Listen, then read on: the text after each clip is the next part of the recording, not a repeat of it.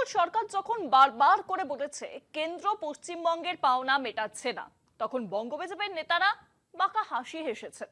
বলেছেন এই সবই মমতা বন্দ্যোপাধ্যায়ের রাজনৈতিক নাটক। বঙ্গ বিজেপির নেতাদের কাছে প্রশ্ন, এবার কি হাইকোর্টেও তাই বলবেন? পশ্চিমবঙ্গে 100 দিনের কাজ কেন এখনো চালু হয়নি? উদ্বিগ্ন হাইকোর্টের প্রশ্ন কেন্দ্রীয় সরকারকে। একই সঙ্গে কেন্দ্রকে হলফনামা দিতে নির্দেশ দিয়েছে আদালত। 2025 সালে এই সংক্রান্ত মামলার নিষ্পত্তি করে কলকাতা হাইকোর্ট কাজ চালু করার নির্দেশ দেয়। নির্দেশের পরেও বাংলায় 100 দিনের কাজ চালু হয়নি, তার জন্য আবারও মামলা হয়েছে। তাতেই বিচলিত কলকাতা হাইকোর্টের ভারপ্রাপ্ত প্রধান বিচারপতির ডিভিশন বেঞ্চ।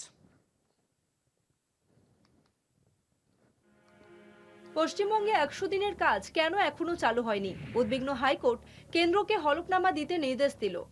2025 সালে মামলার নিষ্পত্তি করে কলকাতা হাইকোর্ট নির্দেশ দেওয়ার পরেও বাংলায় 100 দিনের কাজ চালু হয়নি।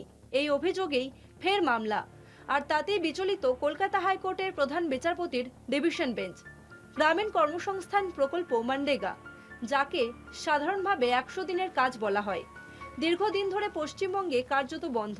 আদালতের মন্তব্য, হাইকোর্ট চায় 100 দিনের কাজের টাকা শ্রমিকদের হাতে যাক, যত দ্রুত সম্ভব গরিব মানুষ যাতে টাকা পান।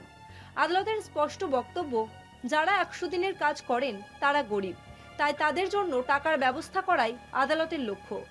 এই পরিস্থিতিতেই কলকাতা হাইকোর্ট উদ্বেগ প্রকাশ করে কেন্দ্রের কাছে জানতে চেয়েছে,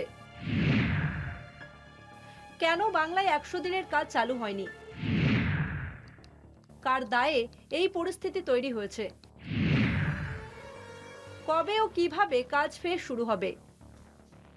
মামলায় একদিকে বাংলায় 100 দিনের কাজ ফের শুরুর দাবি যেমন জানানো হয়েছে, অন্যদিকে 100 দিনের কাজের প্রকল্পে সরঞ্জাম সরবরাহ করে টাকা পাননি এমন অভিযোগেও মামলা করেছেন ঠিকাদাররা। হাইকোর্ট কেন্দ্রীয় সরকারকে হলফনামা দিয়ে নিজেদের বক্তব্য জানানোর নির্দেশ দিয়েছে। কেন্দ্রকে লিখিতভাবে আদালতকে জানাতে হবে কাজ বন্ধ থাকার কারণ।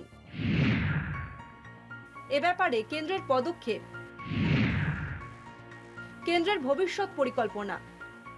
প্রসঙ্গত, কলকাতা হাইকোর্টের নির্দেশ ছিল 2025-এর 1 আগস্টের মধ্যে 100 দিনের বন্ধ থাকা কাজ ফের চালু করতে হবে, কিন্তু আদালতের সেই নির্দেশ মানা হয়নি।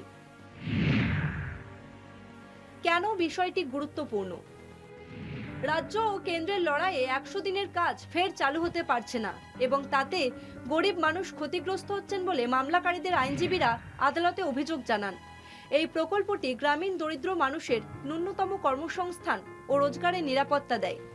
ওদিকে কেন্দ্রের অভিযোগ, কেন্দ্রের দেওয়া অর্থ এবং রাজ্যের খরচ করা অর্থের মধ্যে প্রচুর গরমিল রয়েছে। সেই কারণেই এই খাতে অর্থ দেওয়া বন্ধ করেছে কেন্দ্র। কলকাতা টিভি।